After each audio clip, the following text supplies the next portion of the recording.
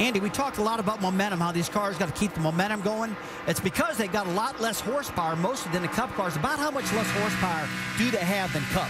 Well, it's a significant amount. You know, these cars run a tapered spacer, so they're going to make, you know, a good couple of 250 horsepower less than the Cup cars. So that's a lot. I mean, these guys jump out of these Cup cars, get in this car.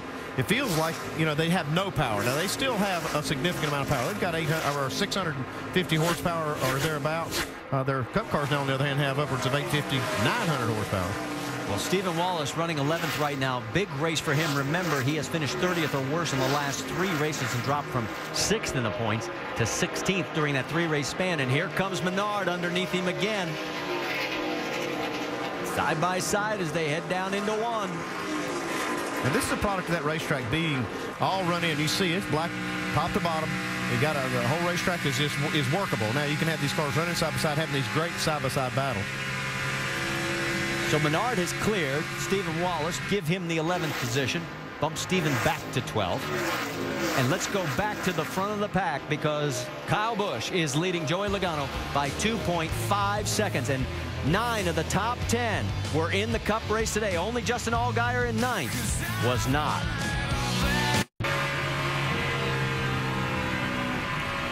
Tuesday night on ESPN, filmmakers Adam Curlin and Lucas Jansen chronicle the early development and ultimate explosion of rotisserie baseball, the first fantasy league, and they shine a light on the founding fathers. Silly little game on ESPN Tuesday at 8 Eastern, part of ESPN Films' critically acclaimed 30 for 30, presented by Levi's. You're looking at David Ruderman, who's just gotten around Justin Allgaier for 9th position. So let's get an update. Let's take you... well, let's start with Jamie Little. Let's go up to speed, Jamie, starting with 9th and working back a little bit. Well, you guys mentioned David Ruderman. What a crash he had in the Cup race earlier today. If you're watching a big fiery crash, he was okay. Now, he had to change his thoughts up, get in this Nationwide car for just the 2nd of 3 scheduled races this year. Now, in the last pit stop, the car was so good, they put 4 tires on it, filled it up, no adjustments. The car is good, and it was proven with Casey Kane in the fall. Vince? Justin Allgaier's running in 10th. That's up 8 spots from where he started. He says the car's still a little bit free coming off of 2, but otherwise not too bad. He's one of those that was excited about the fact that the Cup cars ran before this Nationwide race today because he likes to run a little bit higher up on the track. He says we don't get that opportunity too often, so I'm going to try to take advantage of it. Look how high up in that upper groove he's running right now, Dave Burns. As Paul Menard has been battling with these guys, the car has been pretty good. In fact, that's the way it's been most of the weekend. Throughout practice, it was very good. In fact, it was so good near the end of final practice that they took that opportunity to test a few things. Didn't find anything, but you only go that direction when you've got time and your car is good. Jamie? Well, Brad Keselowski, he started 12th, and as we mentioned, he was loose in 3 and 4. They put scuffed tires on it, hoping to fix the problem. He's slowly moving up, running 13th right now. Now, he's leading the points for the first time in his career by 4 over Carl Edwards coming into today's race. Paul Wolf, his crew chief, told me there's a sense of pride they're carrying around this weekend. Dave? Jamie, Steve Wallace is running 13th now. He told me after practice on Friday that that foot that he injured at Nashville is still sore. I said, sore in what kind of way?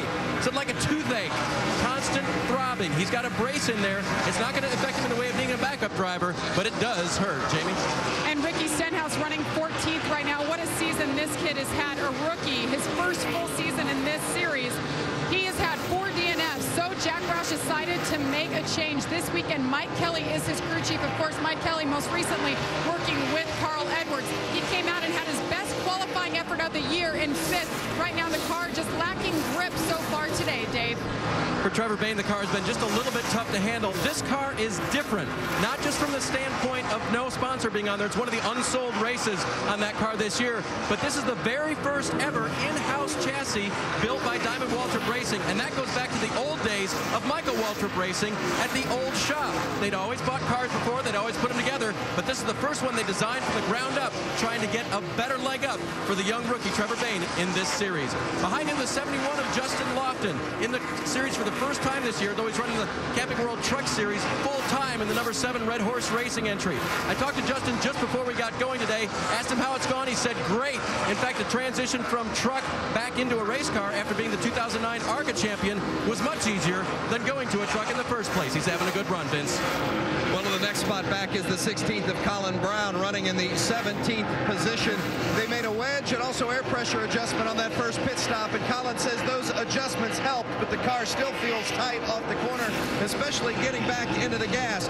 This is a team that needs a good finish today. 4 DNFs in 6 races. They want to log laps and be there at the end. Finish the race, and it's a hometown race for Colin Brown. That's extra important as you see an incident. And we just talked about Justin Lofton, and boy, has he torn up the 71 Toyota. No, I don't think you're going to get that one to move very far, Justin. He was running 16th. As he does get it refired, somehow is going to limp it back to pit road.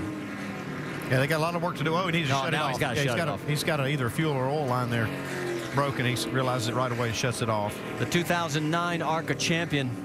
And I remember right there, just hold it right there. I remember watching him win that championship with Parker Kligerman in that last race of the season last year. Boy, that was fun. They did a great job, the two of them. All right, let's go back and take another look at it. So just on the bottom of the racetrack right here, it gets in it with Trevor Bayne. Yeah, it looked like Trevor Bayne actually came down the racetrack just a little bit after he came off of turn 2. Kind of caught Justin Lofton by surprise. Yeah, it looks like Trevor didn't know that Justin was down there, and just a little bit he came off the wall, but just enough to spin Justin around and into the wall, and boy, just tore that car up big time. Well, there he is. Best news we can tell you. He's out of the car and appears to be okay. That's one of those trouble spots that Rusty talked about. Come down off the fence. You know, early in the day, Rusty talked about turn 2 being tricky, and it is. It flattens out so fast. So we are under our second caution here, and Mike Bliss will get the Aaron's Lucky Dog free pass as he will get to come around and get back on the lead lap. That will give us a total of 24 cars on the lead lap. We have 6 other cars out of the race: Eflin, O'Quinn, LePage, Yellowland, Mark Green, Dennis Setzer, and Justin's putting his hands up and saying, why'd you do that to me? Yeah, I don't think it was anything intentional. I just don't think that that Trevor Bayne actually saw or knew that car was right under him. He came off turn 2, got next to the wall, and just gave himself too much room there. Dr. Jerry Punch, the 18's already in. And Kyle said he wanted a little bit of work on the right rear, so they're going to take a half a pound of air out of the right rear and put a half a round of wedge in. Otherwise, they're okay. Jamie. Kevin Harvick in the middle of your screen, 4-time winner here, says the car is pretty good, actually. Air pressure adjustment on the right front. Fill it up with Sunoco fuel. Vince? The 60 of Carl Edwards is pretty good. He says it's just starting to snug up a bit in the center, so they're going to make an air pressure adjustment in the left front and around a wedge in the left rear. Dave. A pair of joysticks going in the rear end of the 20 car. They will change wedge and track bar on it. Just tighter this run. Joey needed it to be loosened up. So here's our nationwide insurance race off pit road. Everybody in the top 5 comes out the way they came in. Jimmy McMurray picks up 1, Reed Sorensen drops, and Paul Menard's crew gains him 3 positions. There's your... Well,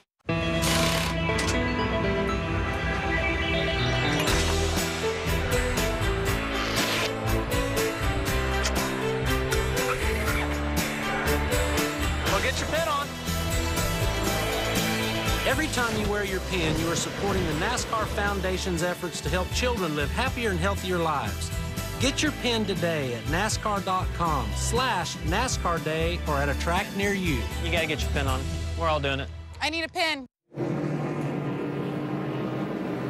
Under our second caution here at Texas Motor Speedway after Justin Lofton hits the wall hard as he was coming down of turn number 2. Let's take a look at the pit crew comparisons because, Andy, you wanted to take a real close gander at the one thing that Well, if you look at this, at 12.8 second pit stop by Kyle Busch and his team, the fastest on pit road of all the cars pitting for tires. Now, you see that 16.4 for Biffle. It lost him quite a few spots. Now, he's got a good car. He's driven his way up in the field, but that pit crew's going to have to pick up a little bit in the pits if you're going to keep up with the leaders like Kyle Busch. Biffle right now in 11th position. It's Kyle Busch, Joey Logano, Carl Edwards, and Kevin Harvick. That's your top 4. Stay with us. When we come back, we should be going back to green flag racing.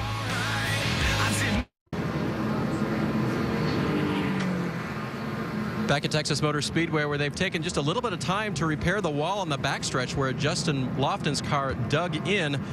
Big wreck there. Lofton done for the day. Meanwhile, Joey Logano, who started on the pole and led this race, had a discussion with crew chief Kevin Kidd about the adjustments they made on that race car this stop. Listen. All right, Joey. Did a little more air out of the left sides. You just have to keep us up to speed here on the bottom and out. We did some wedge, 1 round of wedge and half round on the track bar.